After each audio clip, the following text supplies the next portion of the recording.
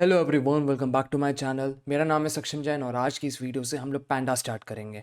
तो बेसिकली आज की वीडियो बहुत ही ब्रीफ रहेगी क्योंकि ये हमारी इंट्रोडक्टरी वीडियो है। हम लोग आज बेसिकली ये जानेंगे कि हम लोग पैंडास का यूज़ क्यों करते हैं। आखिर किसी चीज़ में हम लोग टाइम इन्वेस्ट करने वाले हैं तो हमें पता होना चाहिए हम लोग उसे पढ़ क्यों रहे हैं। और हम लोग साथ में ये भी देखेंगे कि आगे की वीडियोस में हम लोग क्या क्या कवर करेंगे। तो बेसिकली अगर पैंडास की बात करें तो पैंडास एक ओपन सोर्स पाइथन लाइब्रेरी है जिसकी मदद से हम लोग डेटा साइंस कर सकते हैं, डेटा एनालिसिस कर सकते हैं और साथ ही साथ मशीन लर्निंग टास्क करते हैं। इसकी ये बड़ा ही हाई परफॉर्मेंस टूल है और इसकी मदद से हम लोग बहुत इजीली डेटा मैनिपुलेशन कर सकते हैं। डेटा मैनिपुलेशन के अंदर हम लोग डेटा क्लीनिंग कर सकते हैं। डेटा क्लीनिंग यानी कि जो इन्फॉर्मेशन जिसकी हमें ज़रूरत नहीं है, या फिर फॉर एग्जांपल हमारा कोई डेटा सेट है, मतलब सीएसवी की फ़ाइल में या फिर टेबुलर डेटा है, उसके अंदर हो सकता है कोई अननेसेसरी डेटा हो, तो हम लोग उसको रिमूव कर सकते हैं। हम लोग मिसिंग डेटा भी भर सकते हैं। हो सकता है हमारे डेटा सेट में कुछ वैल्यूज़ मिसिंग हो, तो हम लोग मीन, मीडियन वगैरह या फिर कुछ भी रैंडम वैल्यूज़ मैनुअली उसमें डाल सकते हैं। साथ ही साथ पैंडास की मदद से हम लोग डेटा इंस्पेक्शन कर सकते हैं, यानी कि हम लोग ढंग से चेक कर सकते हैं हमारा डेटा हमें क्या इन्फॉर्मेशन दे रहा है। हम लोग डेटा विजुअलाइजेशन भी कर सकते हैं। अब हम लोग एक-एक करके हर एक पॉइंट को थोड़ा ब्रीफली डिस्कस करते हैं। अब हम लोग देखते हैं कि पैंडास का हम लोग कहाँ-कहाँ यूज़ करते हैं। सबसे पहला यूज़ पैंडास का है डेटा क्लीनिंग में।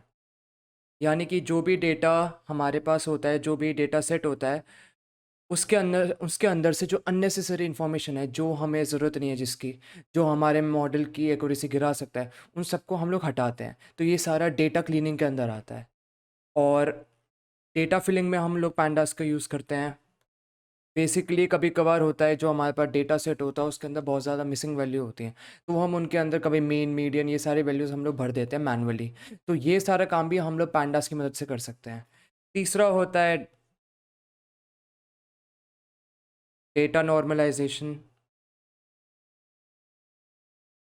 चौथा होता है मर्जेस एंड जॉइंस।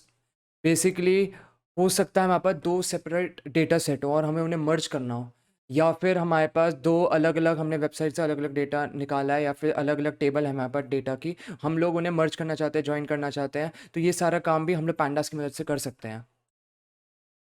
और हम लोग साथ ही साथ डेटा विजुअलाइज़ेशन भी कर सकते हैं पैंडास की मदद से। बहुत अच्छे-अच्छे हम लोग डायग्राम्स बना सकते हैं, हिस्टोग्राम वगैरह बना सकते हैं पैंडास की मदद से। हमें मतलब पैंडास के साथ और भी लाइब्रेरी यूज़ करनी पड़ेंगी, बट पैंडास का हम लोग एक्सप्लोरेटरी डेटा एनालिसिस में बहुत ज़्यादा यूज़ करते हैं। इसके बाद हम लोग स्टैटिस्टिकल एनालिसिस में भी पैंडास का यूज़ करते हैं।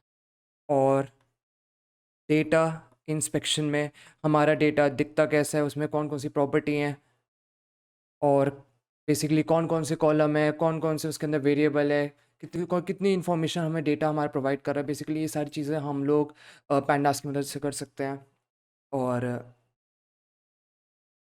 साथ ही साथ हम लोग डेटा को सेव और लोड भी कर सकते हैं।